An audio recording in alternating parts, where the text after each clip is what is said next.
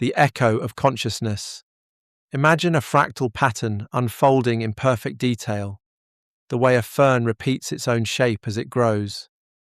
Now imagine that pattern dissolving into a deep field image of space, where galaxies gather in clusters and filaments like luminous dust caught in invisible currents.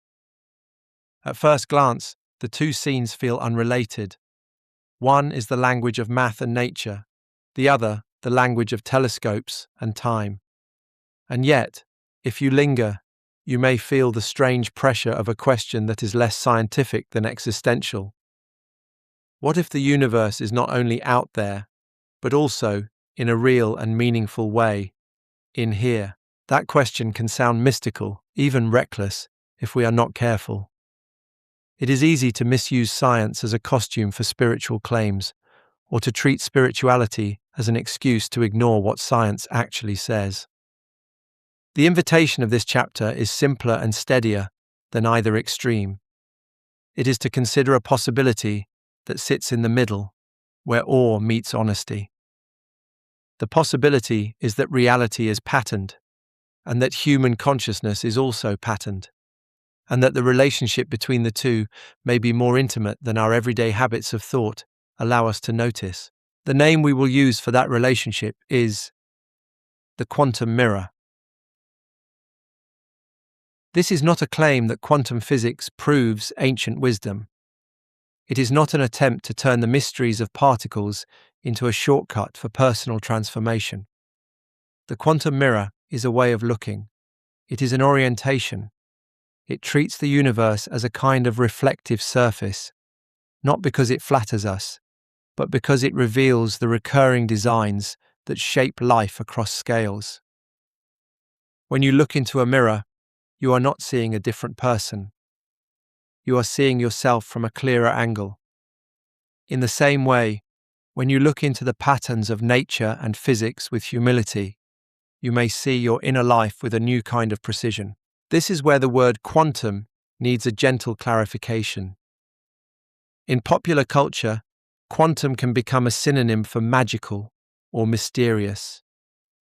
In physics, quantum refers to the rules that describe matter and energy at very small scales, where the world behaves in ways that do not match our everyday intuition. Those rules are real and measurable, but they are also easy to misunderstand when pulled out of context. So we will use quantum ideas as mirrors and metaphors carefully, and we will say what we mean plainly. Sometimes we will be talking about physics. Sometimes we will be talking about the human heart. And when we cross between those two domains, we will do so as poets of meaning, not as people pretending to be physicists. The deeper reason this chapter matters is not because it is clever to compare stars to neurons. It matters because most people are living inside a quiet split. They look at the world as if it is separate from them, and they look at themselves as if they are separate from life. They may believe, at an intellectual level, that everything is connected, but they do not feel connected in the places that count, in the way they react under stress, in the way they treat their own inner pain, in the way they interpret uncertainty, in the way they seek safety. They may even feel spiritually inspired at times, yet still live as if fear is the final authority. The quantum mirror is meant to be an antidote to that split. It does not demand that you adopt a new belief. It invites you to adopt a new attention. If reality is patterned, then your life is not random. If your inner world is patterned, then you are not broken. You are a living system that can be observed, understood, and supported. When you learn to see your patterns without shame, you begin to regain the most underrated form of power, calm presence. And calm presence is not weakness. It is not passivity. It is the steady, grounded condition that allows wise choice to appear. So we begin at the largest scale, not to escape ourselves, but to find ourselves. We begin with the shape of the universe, and we let that shape ask us a personal question.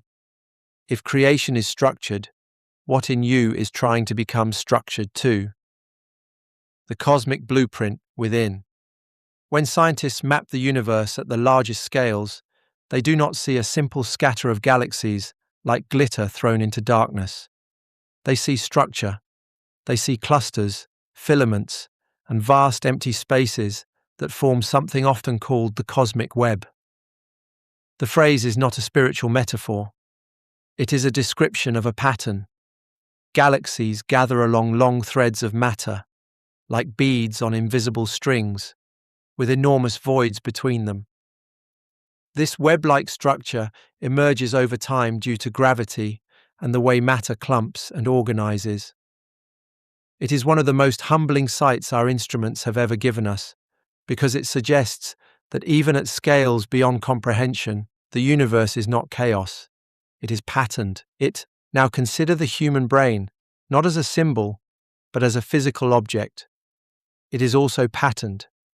It is a network of networks, an intricate system of connections that allows signals to travel, memories to form, perception to arise, and meaning to be made. Neuroscience has many ways of describing this, but the basic truth is accessible. The brain is not a bag of thoughts. It is an organized living structure that learns by building pathways. Repetition strengthens pathways. Attention shapes pathways. Experience changes the system. In other words, your inner life is not floating in you like a ghost. It is embodied. It is wired, rewired, and supported by networks. When people notice visual similarities between the cosmic web and neural networks, the mind can leap too far. The responsible move is to keep our feet on the ground. A similarity in shape does not prove a similarity in function. The universe is not a brain in the same way the brain is a brain. And yet, there is still something valuable here, because nature often reuses organizing principles. Branching networks appear in trees, rivers, lungs, lightning, and blood vessels. They are efficient solutions to problems of flow and distribution. When you see a pattern recur across very different systems, you are allowed to ask a human question. If nature is so consistent in how it organizes, why would your inner life be the one place where nothing has a pattern and nothing can be understood? This question matters because many people relate to their inner world as if it is a moral failure. They feel anxious and assume they are weak. They feel scattered and assume they are undisciplined. They feel numb and assume they are broken. But if you look through the lens of pattern, those states become information, not identity. They become signals that your system is responding to pressures, demands, stresses, and conditions. And once a state becomes information, you can work with it. You can respond instead of react. You can support the system instead of attacking it. At this point, the quantum mirror becomes practical. The cosmic web is not telling you that you are made of stardust in a sentimental way. It is showing you that structure is natural. It is showing you that organization emerges. It is showing you that connection is a basic feature of reality. These are not just cosmic facts. They are inner invitations. If connection is basic, then isolation is not your destiny, even if it is your habit. If structure emerges, then you can build steadiness even if your life feels chaotic. If the universe is patterned, then you can stop treating your inner experience as proof that you are failing. That brings us to a concept that many people hear about in the context of quantum physics: the observer effect. This topic is often used in exaggerated ways, so we will treat it carefully and speak in plain language. In quantum experiments, what we call observing is not simply watching with human eyes. It is measuring. It is interacting with a system in a way that yields information. The measurement changes the system. That is not a spiritual claim. It is a physical fact about how tiny systems behave. The world at that scale does not behave like a set of solid objects with fixed properties independent of interaction. It behaves in a way that is deeply relational. If you have ever felt that life changes when you pay attention to it, you already understand the human version of this. The act of attention changes the thing attended to, not because attention is magic, but because attention is participation. When you bring steady awareness to your thoughts change. When you bring steady awareness to your body changes. When you bring steady awareness to a relationship pattern, the relationship begins to shift because you stop feeding the same loop without noticing. This is one of the core teachings of mindfulness traditions, and you do not have to be religious to see its truth. When you can watch a thought without becoming it, the thought has less power. When you can feel an emotion without making it a verdict about who you are, the emotion moves through you with less damage. A quiet observation is not a denial of feeling. It is a way of being with feeling without being ruled by it. Many Buddhist teachers have described this in different language, and Jon Kabat-Zinn, in Full Catastrophe Living, frames mindfulness as paying attention on purpose, in the present moment, without judgment. That is not quantum physics, but it rhymes with the same principle. What you do with attention changes what becomes real in your experience. Now consider another kind of blueprint, the laws and constants that govern the physical world. Gravity behaves consistently. Electromagnetism behaves consistently. The values of certain constants appear remarkably stable. Without this reliability, matter might not form atoms, stars might not burn steadily, and life might not be possible. Physicists debate what these constants mean and why they have the values they do. You do not need to solve that question to receive the mirror that it offers. The mirror is this: a stable world requires stable rules. So what are your inner rules? What do you consistently return to when you are stressed? Do you return to self-attack? Do you return to control? Do you return to distraction? Do you return to collapse? Or do you return to breath, to truth, to prayer, to the simplest form of presence? Most people do not realize they have inner rules because they treat them as personality. But many personality traits are really repeated coping strategies.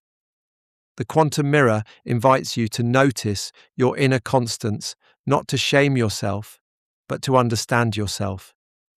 If your inner law is fear, your whole world will be interpreted as a threat. If your inner law is faith, your whole world will be interpreted as a place where guidance is possible. Here we can introduce a phrase that is central to the kind of spiritual life that stays grounded: faith over fear. Faith, in this context, does not mean pretending everything will go your way. It means living from a deeper trust than your anxious mind can manufacture. It means letting your most reactive thoughts be questioned instead of obeyed. It means listening for a wiser voice before you listen to the loudest voice. For some people, that wiser voice is God. For others, it is conscience. For others, it is the quiet intelligence of the body. The label matters less than the practice. The practice is choosing an inner authority that is bigger than panic. So the cosmic blueprint within is not a claim that you are the universe in miniature in a literal sense. It is a claim that you are part of a patterned reality, and that pattern can help you become more coherent. The question that now matters is not, is this scientifically proven? The question is, does this way of seeing make you more present, more compassionate, and more capable of wise action? If it does, then the mirror is doing its job. Mirrors of micro and macro. When we move from the scale of galaxies to the scale of particles, we enter a region where common sense begins to fail. Quantum behavior is not simply strange for entertainment. It is strange because our everyday intuition was built for a world of medium-sized objects moving at medium speeds. The deeper world is different, and even if you never study physics, the basic themes can still serve as powerful mirrors, as long as we treat them as mirrors and not as proof texts. One of the best-known quantum ideas is superposition. In simplified terms, it refers to a system existing in a combination of possible states until it is measured. People often talk about this as if a particle is in two places at once. That phrase can mislead, but the basic intuition is useful. The world at that scale includes real possibilities that are not yet resolved into a single outcome in the way we imagine outcomes in everyday life. Now let the mirror turn inward. Most people suffer because they insist on being a single, tidy self. They feel love and anger in the same week and assume they are inconsistent. They feel devotion and doubt in the same prayer and assume they are failing. They feel brave in the morning and afraid at night and assume they are fake. But the human mind is not a single clean line. It is a living ecology. Your inner world contains parts, motives, needs, and memories that do not always agree. The goal of maturity is not to force those parts into silence.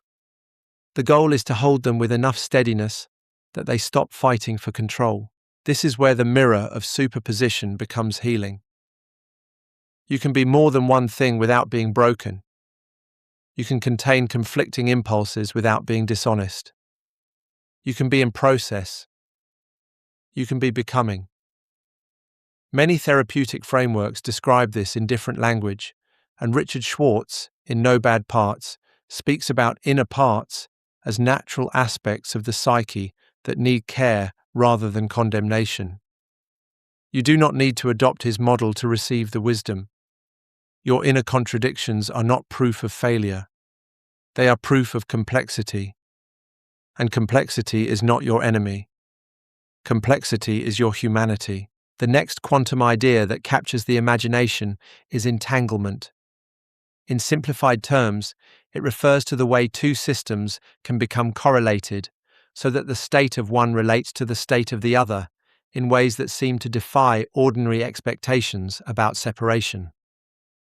This concept is often sensationalized, but the grounded takeaway is still profound. At deep levels, reality is relational. Things are not as separate as they appear. Again, the mirror matters more than the headline. In human life, you are entangled with your environment in ways you can feel. If you spend time with anxious people, anxiety rises in you. If you live in a culture of outrage becomes easier. If you are constantly exposed to fear-based media, your nervous system becomes tuned to threat. If you are surrounded by kindness and steadiness, you become more steady. This is not magic. It is nervous system biology, social learning, and the deep human need for belonging. When mystics speak of oneness, they are not always making a scientific claim. They are describing an experience of connection that changes how a person acts. Oneness, in a grounded spiritual sense, can be treated as a practice rather than a metaphysical debate. To practice oneness is to act like your influence is real.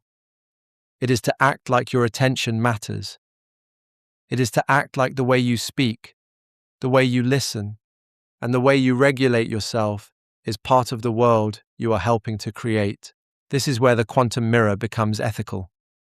If you live as if you are separate, it becomes easy to justify cruelty, neglect, and indifference. If you live as if you are connected, it becomes harder to pretend your actions do not ripple outward. Spiritual traditions across cultures have insisted on this in different language. The Christian teaching to love your neighbor as yourself, the Buddhist teaching of compassion, the Hindu insight that the same life moves through all beings, the Taoist sense of harmony and flow. These teachings are not identical, but they converge on a shared insight. The boundary between self and world is not as solid as the ego wants to believe.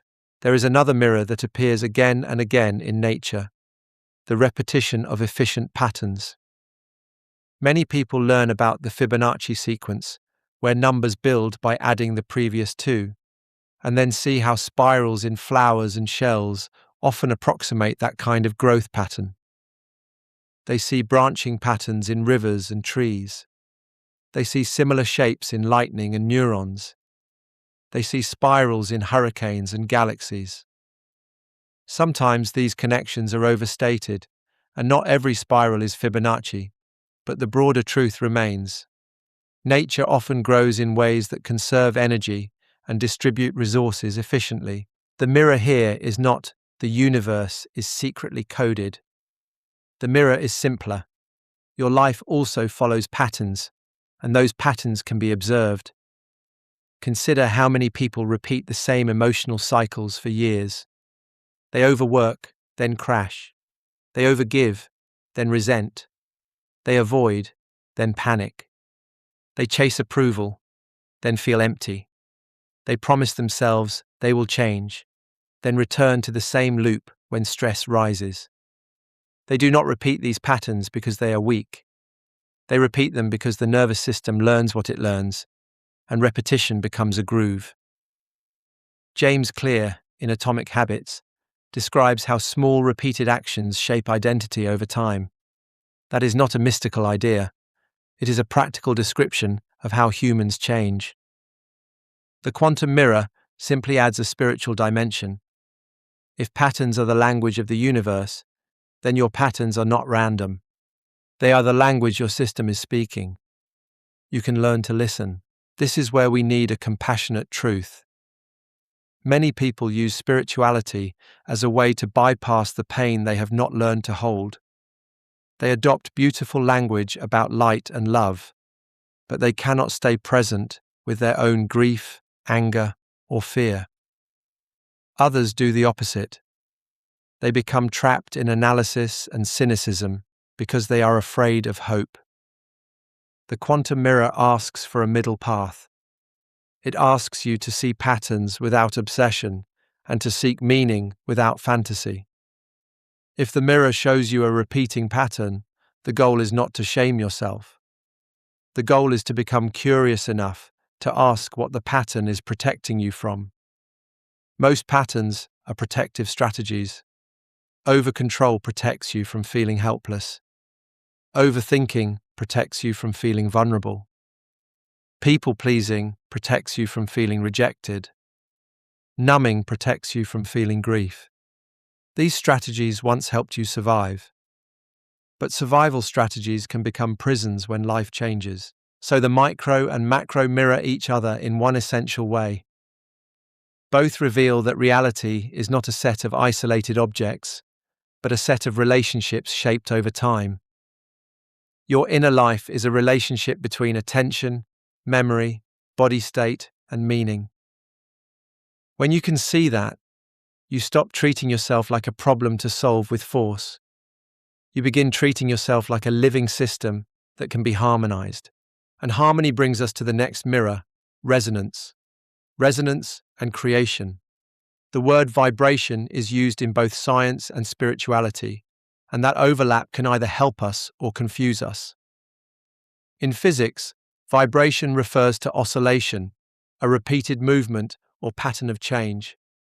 Sound is vibration traveling through air. Light can be described as electromagnetic waves. Atoms have vibrational modes. None of this is mystical. It is measurable. In spirituality, vibration is often used as a shorthand for state. People say, "My vibration is low," meaning they feel heavy, anxious, or hopeless.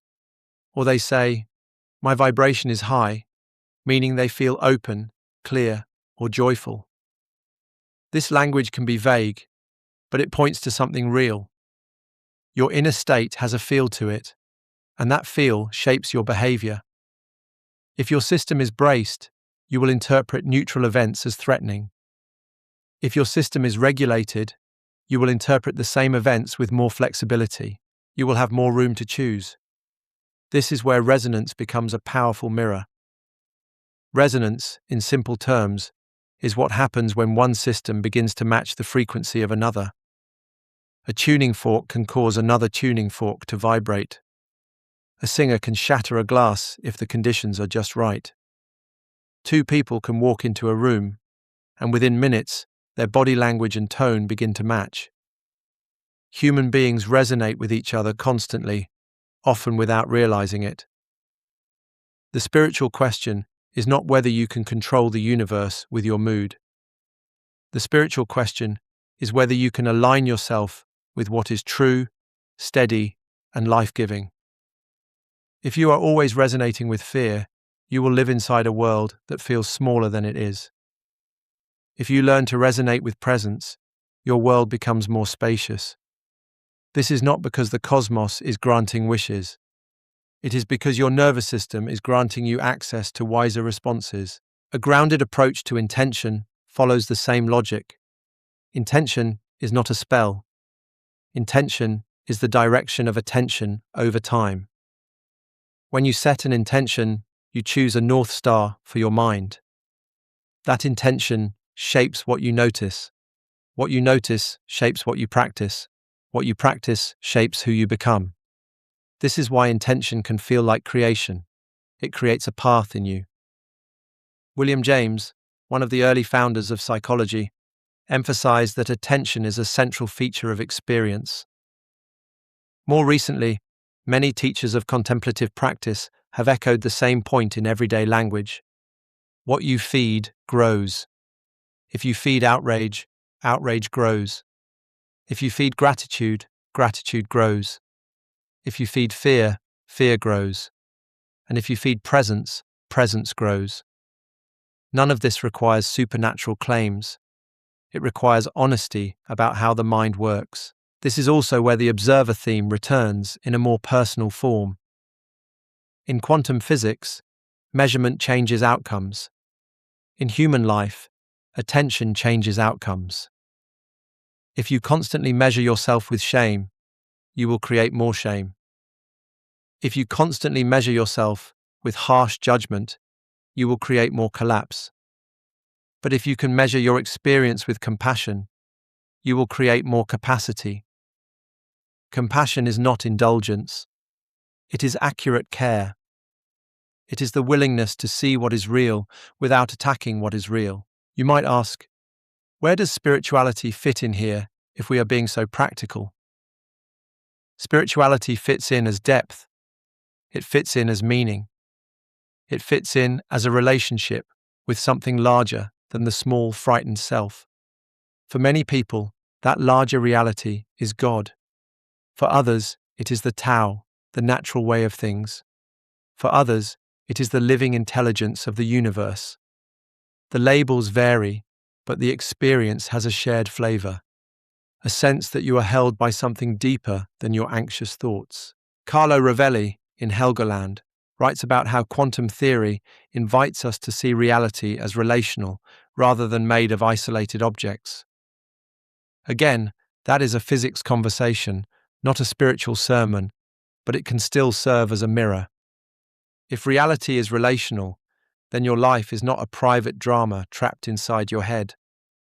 Your life is a relationship with everything you touch: your body, your loved ones, your culture, your past, your future, your choices, your attention.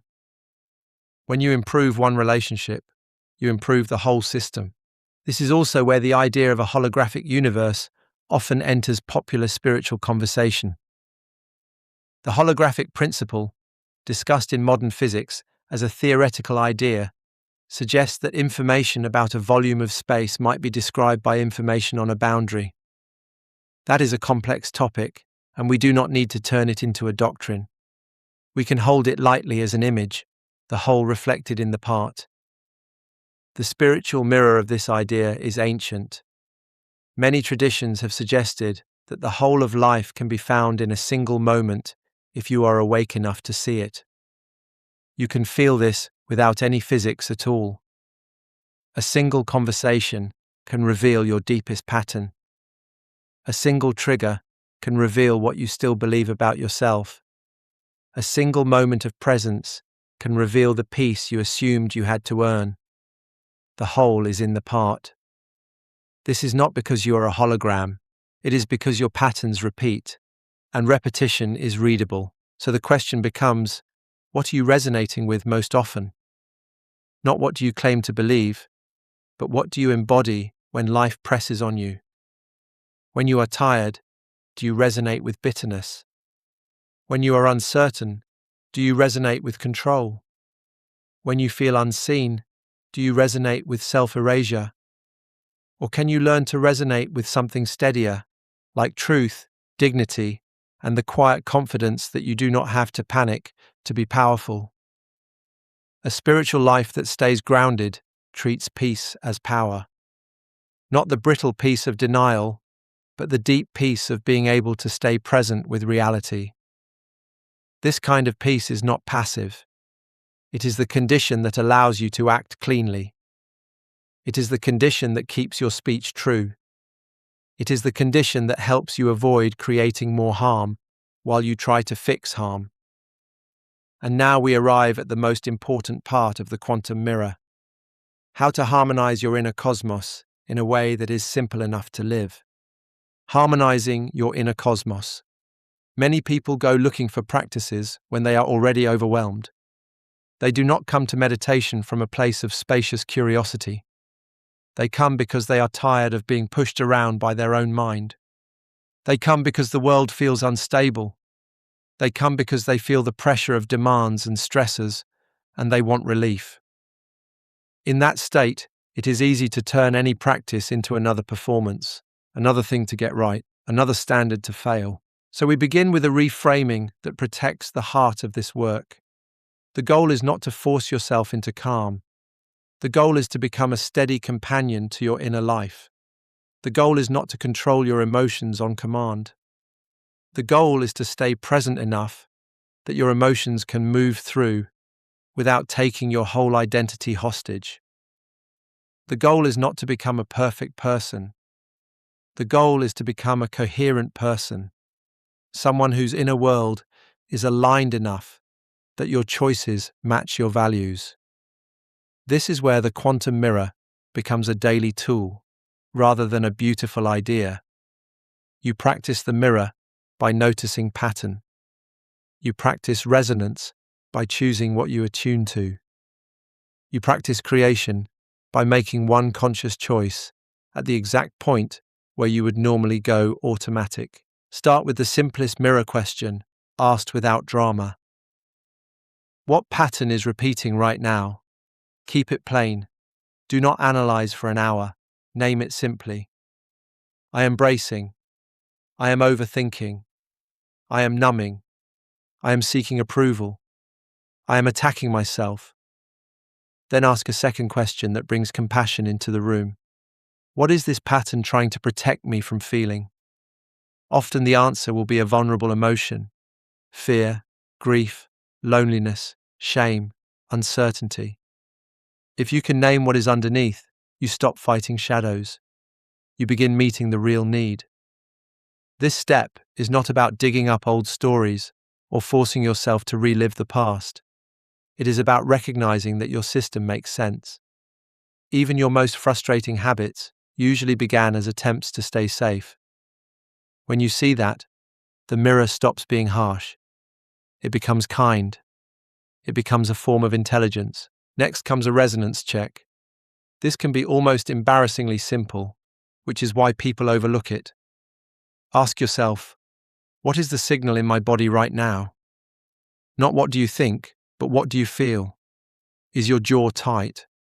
Are your shoulders lifted? Is your breath shallow? Are you holding your stomach? Is your mind racing? The body is not separate from the mind. The body is the mind's instrument. If you want to change your state, you begin by giving the body a new message. A new message does not have to be dramatic. Often it is one slow exhale, one unclenching of the hands, one softening of the eyes, one feeling of your feet on the ground, one moment of letting the breath drop lower into the belly. These are not tricks. They are signals to the nervous system that it can come out of threat mode, even slightly.